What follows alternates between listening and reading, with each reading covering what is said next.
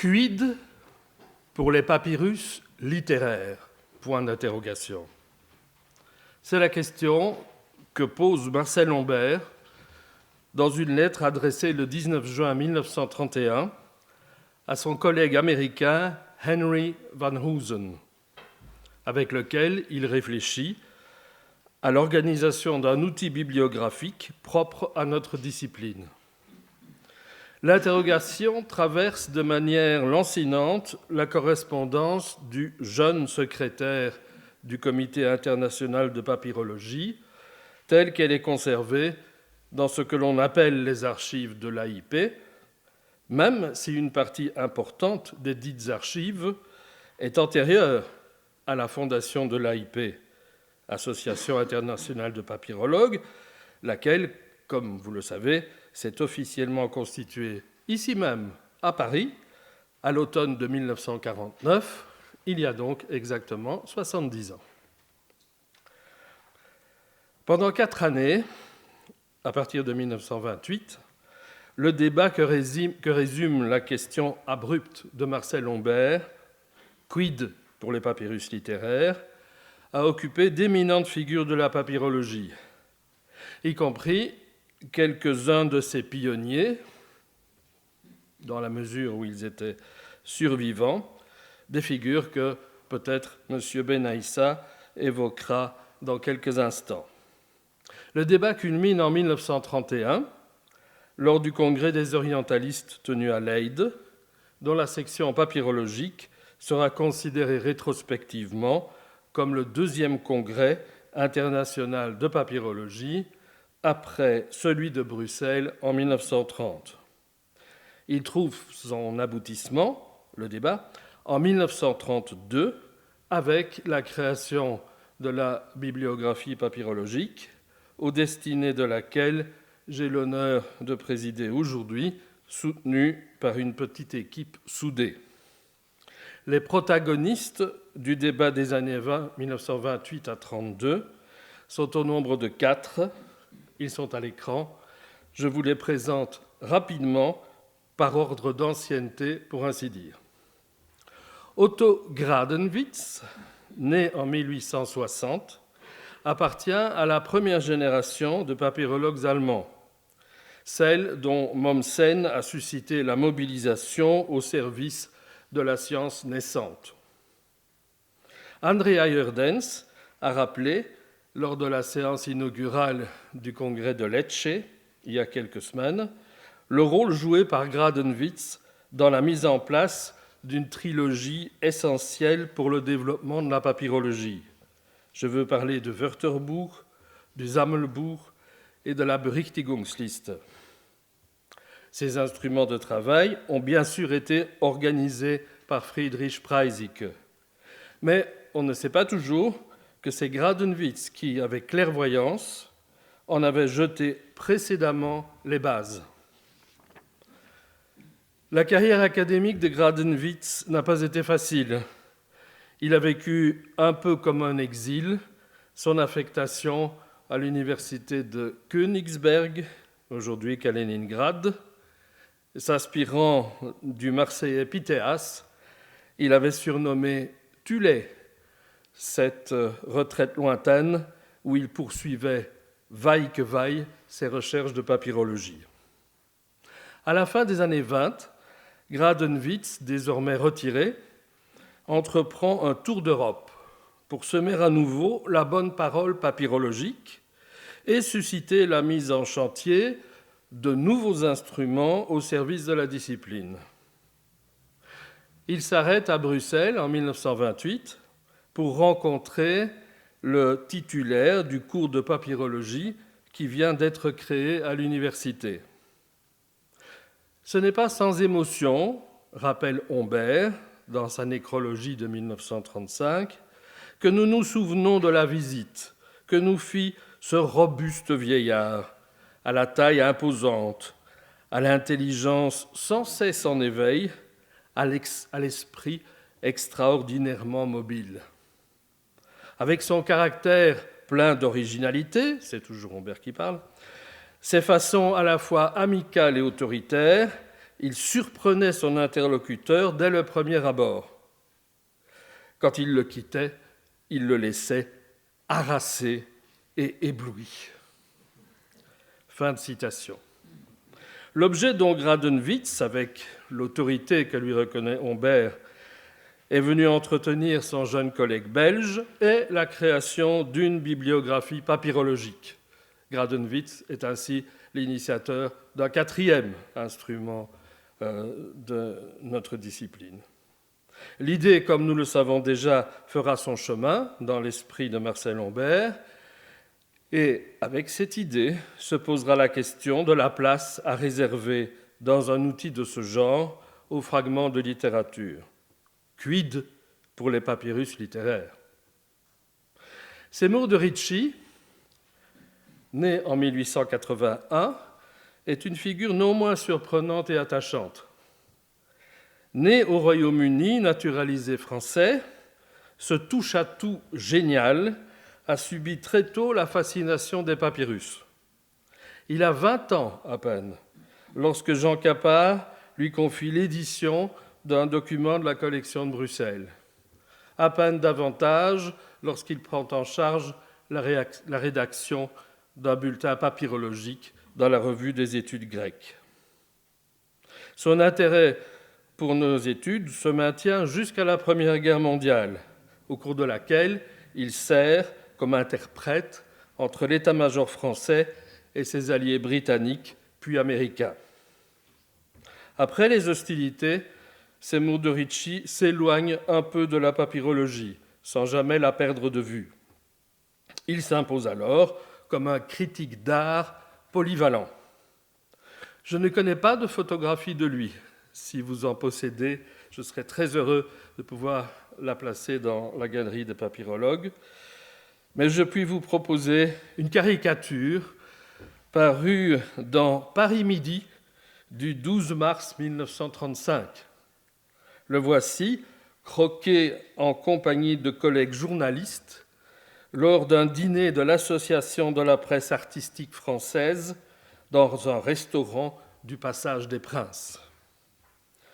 Dans tout le secteur où le mènent ses curiosités, Seymour de Ricci dresse des bibliographies, établit des fiches consciencieuses et détaillées. Il prêtera pour un temps ces fiches papyrologiques à Humbert lorsque celui-ci s'attellera concrètement au projet esquissé par Gradenwitz. Henry Bartlett van Hoosen, né en 1885, est issu de l'une des vieilles familles de souche hollandaise du nord-est des États-Unis. L'homme est venu à la papyrologie par la paléographie. Sa dissertation était consacrée à la cursive romaine. En collaboration avec Alan Chester Johnson, il a livré plusieurs éditions de papyrus, tous documentaires, dont le volume 1 des papyrus de Princeton, en 1931. Bien des années plus tard, en 1959, il s'illustrera encore en produisant avec Otto Neugebauer le corpus des horoscopes grecs. En 1930, Van Hoosen, qui venait d'être nommé bibliothécaire à Brown University, a participé à Bruxelles au premier congrès de papyrologie. Humbert, cheville ouvrière de la Réunion, n'a pas manqué de soumettre son avant-projet de bibliographie à l'expert en bibliothéconomie qu'était Van Hoosen. Une collaboration est sans doute déjà envisagée à ce moment entre les deux hommes.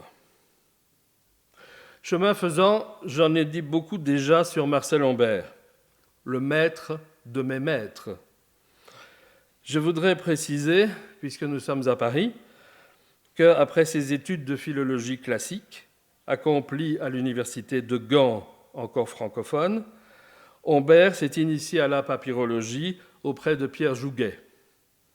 Il n'est sans doute pas indifférent pour la suite de nos considérations qu'à côté des papyrus de toute nature, également documentaires, notre homme ait eu le goût de la littérature grecque, avec une prédilection particulière pour le théâtre de Ménandre. Résumons l'amorce de notre débat. Depuis 1928 et la visite de Gradenwitz, Humbert caresse l'idée de créer un instrument spécifique en matière de bibliographie papyrologique. Il s'agirait, d'une part, de constituer un répertoire depuis les origines de la discipline, un volet du projet non réalisé à ce jour. D'autre part, d'imaginer un moyen, moderne et performant, pour diffuser la bibliographie nouvelle. Ce seront les fiches de Bristol, distribuées à partir de 1932, puis, à travers différents avatars électroniques, la mise en ligne gratuite d'une banque de données sous le sigle BP. Le choix de cette formule s'élabore dans l'esprit de Marcel Humbert au lendemain du congrès de Bruxelles et de la rencontre de Van Hoosen, comme je l'ai déjà signalé. À partir de mars 1931, les deux hommes échangent une correspondance abondante, hebdomadaire, quelquefois quotidienne. Tout cela, toutes ces lettres sont conservées dans les archives de l'AIP. Contact est pris par ailleurs, de la part de Humbert, avec Seymour de Ricci. Par voie épistolaire d'abord, puis Humbert rencontre le savant dans son domicile parisien dans la rue Boissière, à la veille du congrès de Leyde. Il souhaite, en effet, soumettre son avant-projet en cette occasion à la communauté papyrologique. Au centre de cette correspondance et de ces rencontres, la question brûlante, plusieurs fois formulée déjà. Il ne fait pas de doute, pense Humbert, qu'une bibliographie papyrologique doit d'abord et avant tout faire toute la place qui leur revient aux documents de l'Égypte gréco-romaine, à leur édition, à leur traduction, à leur exploitation dans des travaux de nature juridique, historique ou sociologique, entre autres domaines. Mais quid pour les papyrus littéraires ? Il paraît inconcevable de les écarter tous. Toutefois, cette mesure extrême est bien prise à l'égard des papyrus d'Herculanum, qui sont toujours absents aujourd'hui de la BP. Mais puisqu'il est également impensable de donner toutes les références relatives aux papyrus littéraires ou aux œuvres ou passages connus par des papyrus, comment opérer une sélection dans la matière bibliographique ? En dépit de son goût personnel pour la chose littéraire, Humbert, par souci d'efficacité, est partisan d'une sélection stricte. Il ne retiendrait que les editiones principes de papyrus littéraires et passerait sous silence toute la littérature qui leur serait ensuite consacrée. Gradenwitz, dont la santé est déclinante, ne participe plus au débat. Mais les deux autres protagonistes défendent des positions moins strictes que celles de Marcel Humbert. Van Hoosen plaide pour signaler au moins les éditions définitives des papyrus littéraires, ou celles qui pour un temps paraissent telles. De Ricci, avec fermeté et conviction, pour une sélection beaucoup plus large, tendant même, pourquoi pas, à l'exhaustivité. Incapable de trancher, Humbert s'en remet à l'avis des papyrologues réunis à Leyde. Je cite le texte de sa communication tel qu'il a été imprimé dans les actes du Congrès. Faut-il, dans une bibliographie de ce genre, admettre ou exclure les papyrus littéraires ? L'hypothèse d'une exclusion n'est toujours pas écartée, d'un champ papyrologique où le littéraire serait banni. Quoique je me sois efforcé de vous présenter autant que possible, sous une forme bien précise, les solutions que nous proposons d'adopter, et nous savons qu'elles sont diverses selon les conseils des collaborateurs, je dois avouer qu'ici, je reste dans le doute. Il y a quelques semaines, j'avais exprimé mon point de vue de la manière suivante. Et Humbert cite maintenant le texte d'une circulaire qu'il a adressée non seulement aux protagonistes à l'écran, mais aussi à ceux qui, depuis 1930, étaient les membres du Comité international de papyrologie. Leurs noms, ou certains de leurs noms, viendront dans un instant. Citation de la circulaire. « Ce n'est pas le lieu ici de chercher une définition de la papyrologie, ni de tâcher d'en tracer les limites, pour aboutir à la conclusion que les textes littéraires sont hors de son domaine, ou au contraire, qu'ils en font partie. Notre attitude sera une attitude de juste milieu. » Je commenterai en disant un compromis à la belge. Un article ou un livre constituant l'éditio praecepts d'un texte littéraire retrouvé sur papyrus sera admis dans notre bibliographie aussi bien que l'édition d'un texte non littéraire. Mais toutes les éditions postérieures, tous les articles relatifs à l'interprétation, à l'appréciation littéraire du texte devront trouver leur place plutôt dans une bibliographie de la littérature grecque. Fin de citation de la circulaire. Humbert fait maintenant écho aux réponses qu'il a reçues après cet envoi. Cette manière de voir, ce compromis, a été approuvée par messieurs Bell et Wilken. De grandes figures s'ajoutent dans la galerie de nos protagonistes.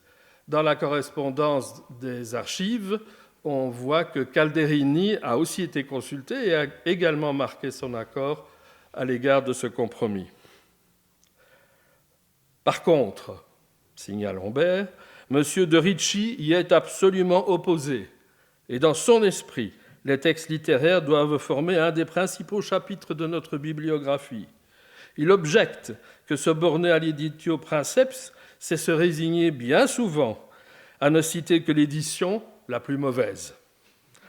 Il fait remarquer que ceux qui s'intéressent à Bacchylide, Homère, Hypéride ou Ménandre sont plus nombreux que ceux qui s'intéressent à des listes de comptes ou à des registres de cadastres. Et je me suis à peu près laissé convaincre, Humbert, que nous ajouterons beaucoup à la valeur de notre ouvrage en admettant les papyrus littéraires. Mais je me demande si, en le faisant, nous n'allons pas empiéter sur un domaine qui cesse d'être celui de la papyrologie. Le doute et les scrupules reviennent. Mes doutes sont ici tellement graves que c'est une des questions sur lesquelles je tiendrai le plus à entendre votre opinion. Une note, ajoutée en bas de page dans la publication des actes, précise qu'au cours de l'échange de vues qui a suivi cet exposé, on aimerait savoir qui a pris la parole, au cours de cet échange de vues, les papyrologues présents ont unanimement, c'est toujours un peu suspect, n'est-ce pas, ont unanimement exprimé l'opinion que la bibliographie projetée ne doit pas s'étendre à tous les travaux dont les papyrus littéraires ont été l'objet. Ne doit pas s'étendre à tous les travaux, etc. Voilà une habile litote qui ne tranche pas la question et laisse au rédacteur de l'ABP une marge d'appréciation assez souple. Dans les faits, Humbert et ses successeurs n'ont certes pas signalé toutes les études dont les papyrus littéraires ont fait l'objet, mais leur sélection a toujours été généreuse. Au-delà, et j'ose dire bien au-delà, j'assume pour ce qui me concerne, de la seule énumération des éditions premières ou définitives. Seymour de Ricci s'est retiré assez vite du projet. Je n'ai pas le temps d'évoquer le différend survenu avec Van Hoosen d'abord et Marcel Humbert ensuite. Mais en matière de sélection des références littéraires, en vérité, ce n'est pas le point de vue de Marcel Humbert, ce n'est pas le compromis de Marcel Humbert ou les variantes soutenues par exemple, ou la variante soutenue par exemple par Van Hoosen qui l'a emporté, c'est-à-dire vrai, le point de vue de Seymour de Ricci. Pour vous en convaincre, j'ai dressé décennie par décennie un tableau mettant en évidence la place considérable faite dans l'ABP au domaine littéraire. La colonne 1 mentionne décennie par décennie le total des fiches distribuées sous les millésimes concernés. La colonne 2, ce qui, à en juger par l'indexation, relève du domaine littéraire. Et vous voyez que la part du littéraire est toujours considérable, tout en étant relativement stable.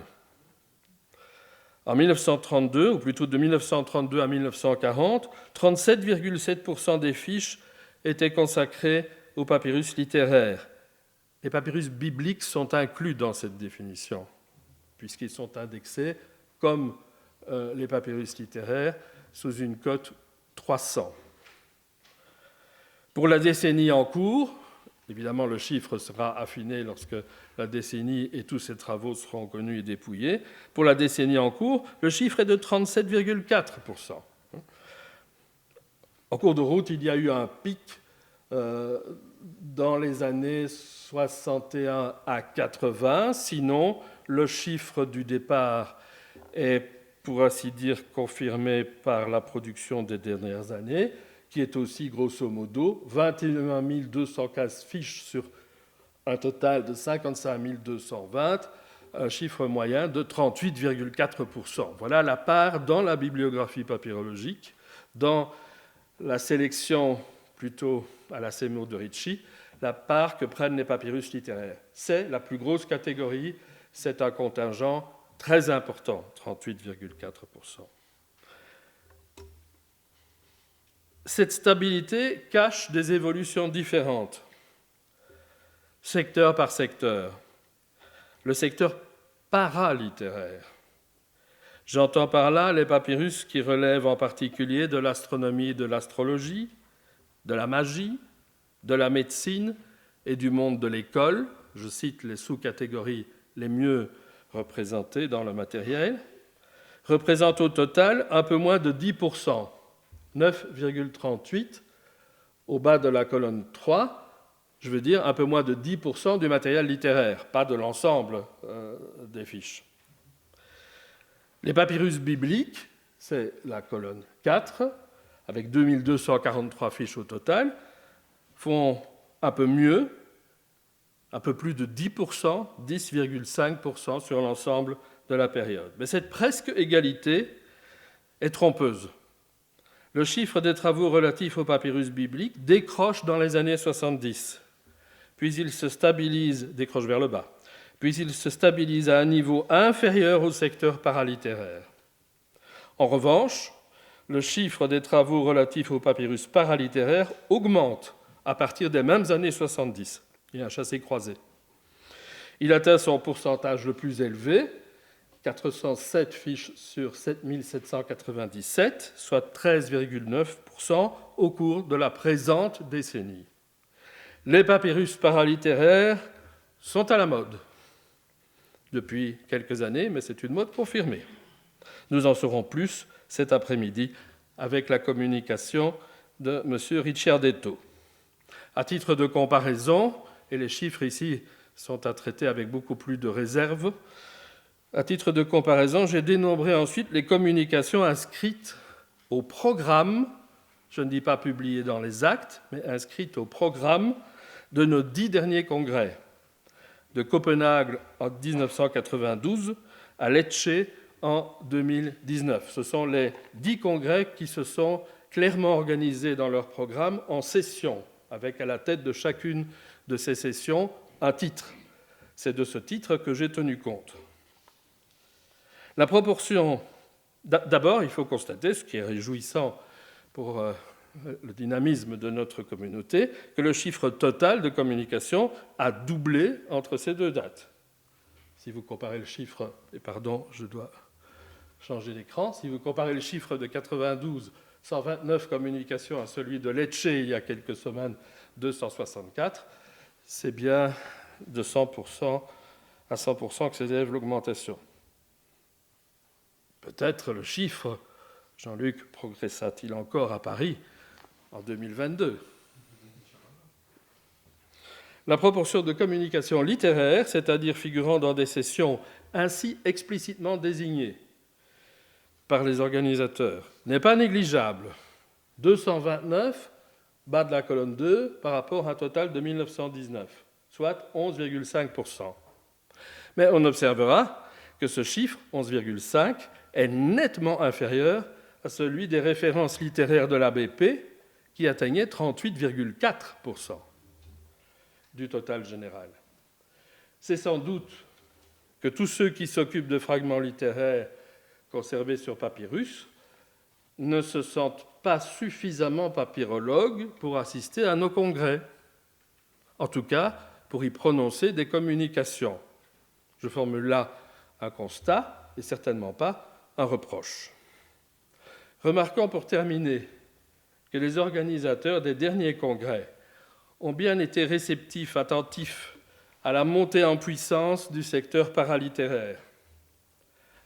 Je ne crois pas qu'avant 1998, c'est-à-dire à Florence, une session ait été jamais explicitement consacrée à cette zone grise déjà évoquée tout à l'heure. Mais depuis 1998, de manière répétée, et en tout cas c'est le cas pour les 3 derniers congrès, des sessions sont explicitement désignées comme étant consacrées à la papyrologie paralittéraire.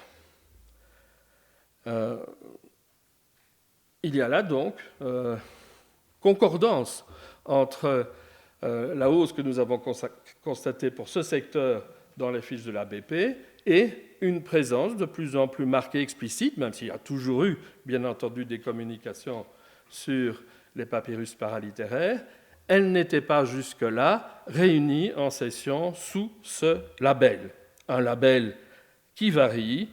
Il est question quelquefois, vous voyez ça par la note de bas de page, de papyrus paralittéraire, en anglais de papyrus sublittéraire ou semi-littéraire. Et voilà sans doute un point sur lequel Gradenwitz, Derici, Van Hoosen et Humbert auraient sans doute pris plaisir à confronter leurs opinions. Je vous remercie.